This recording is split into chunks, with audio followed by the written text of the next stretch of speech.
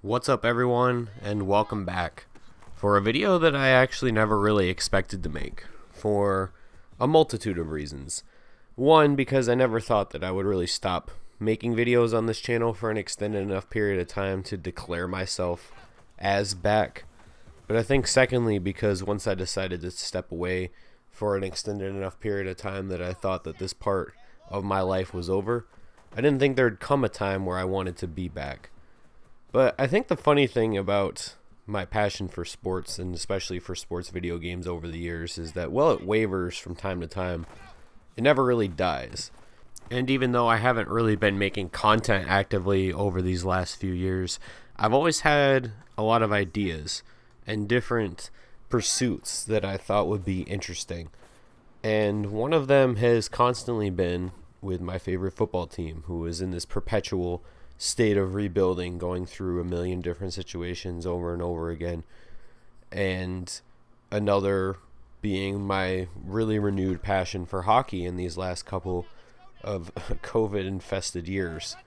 It's not like I didn't think about coming back during COVID. I think a lot of former YouTubers made that choice based on the current landscape of what was going on, and I'm not any exception from the thought of that anyway. It's not obviously something that I ended up doing, but I definitely thought about it. It made me think about a lot of things that I did in my past, and really I look at this channel as a lot of my first achievements in completing projects, but also a lot of stuff that I think could have ended up better. I was very young. I think I was 15 when I made my first YouTube video. Actually, it might have been 14. Can't remember now. But anyway, whenever I started making YouTube videos, I had a $10 Walmart pullover headset with a mic attached to it, and the audio quality was god awful. And thankfully, most of those videos are privated now, but it's not like they're a whole lot better on the early videos that you can find on my channel. But despite how difficult they might be to watch, I am still really proud of how a lot of them turned out for somebody who was self-taught, still learning a lot through video editing. I self-taught myself, and nothing was ever, nobody ever really helped me. I never really got tips from anybody on how to do it, and I'm still very proud of the way that those videos turned out for my experience level. And it's helped me out a lot in recent times too, having to teach myself video editing, having to teach myself Photoshop as I've progressed through the world and been in a lot of different situations. And it's crazy to think that 8 years have passed since those days, and time has gone on, and it's been several years now since I've actively uploaded. I've had so many life experiences that have happened since then, like going from high school to college to being out in the real world. I was still making videos in the high school to college transition, but that later kind of end of college, getting out into the real world, never really was active on here at that same time. So I don't know how many people are going to be coming back. Like I said, it's been years. I obviously did not have like a massive fan base to begin with. It's not like I'm coming back to 100,000 disappointed people. I only ever had like 500 subs on this channel, but I am thankful for each and every one of you guys that subscribed to see a series that probably never finished. There's only very few. The ones that did turned out great, but the ones that didn't always kind of left this sour taste in my mouth. And I think part of the problem was that I had all these great ideas, but I never gave myself the time to really decide if it was something I wanted to commit to. It was something I thought would be cool for a while, and then as I started doing it, I was like losing interest. And that is very true of my real life experience as well. There's a lot of creative projects I'll get a really good start on, get like a couple weeks, few days in, then all of a sudden just put it down, and sometimes come back way later and then get mad about how I just didn't finish it to begin with, and then give up again. Very rarely do I actually come back and really complete something and look at it in a way that I'm super proud of. But I'm here to rectify that, at least in this sense today, with a return to this channel, regularly posting content. I have two major series that I have planned out, which I'm going to talk about now. One of which, you might have assumed from the background gameplay, is going to be a franchise in Madden. Now, I looked back very briefly at the videos that I've uploaded in the past, and only once have I actually even come close to completing a Madden franchise, and that was in Madden 16, I think. I think it was Madden 16 when I did my Washington, formerly racist name franchise, where I did one season and ended up going all the way to the Super Bowl because I was just running that defense that I didn't realize was actually broken because I was pretty much out of the Madden community. I want to give you a little bit of background on me in terms of my relationship with Madden. Is when I was younger, before I even started making YouTube videos, I was actually a really, really good head-to-head player.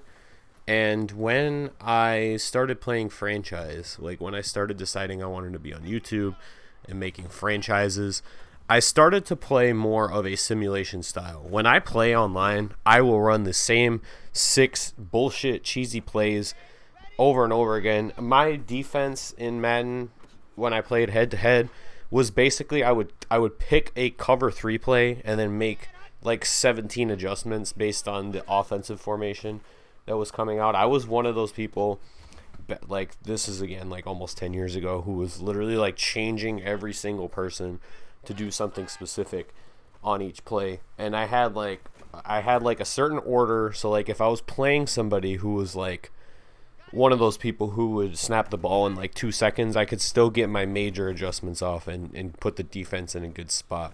But anyway, I bring all this up as to say that because of my unfortunate early life upbringing, I'm not going to say I was like in poverty or anything, but I was definitely part of a family that was living on a very tight budget, paycheck to paycheck type situation, where minor emergencies like car issues or things like that would end up being like a really big deal to us. For a few weeks we would have to really be tighter, like money wise, going to tournaments every weekend and paying for travel, for potentially lodging, for food, having to go out. Like obviously if you're out 13 hours a day, you're going to have to go get food somewhere or pack ahead or something like that. And just over time, the thought of that financial strain just didn't. We went to like one tournament out in Orlando one weekend, and it cost over $150 to go out there, and the grand prize for the entire tournament was $100. The entry fee was like $25, and first place won $100, second place won I think $50, and then third place won like their entry fee back, or like third through fifth place I actually think, or third and fourth maybe, because there was a third place game in that tournament too. But it just became apparent that that wasn't going to be viable for my parents or for my family, and getting funding from my friends who were just as poor or poorer.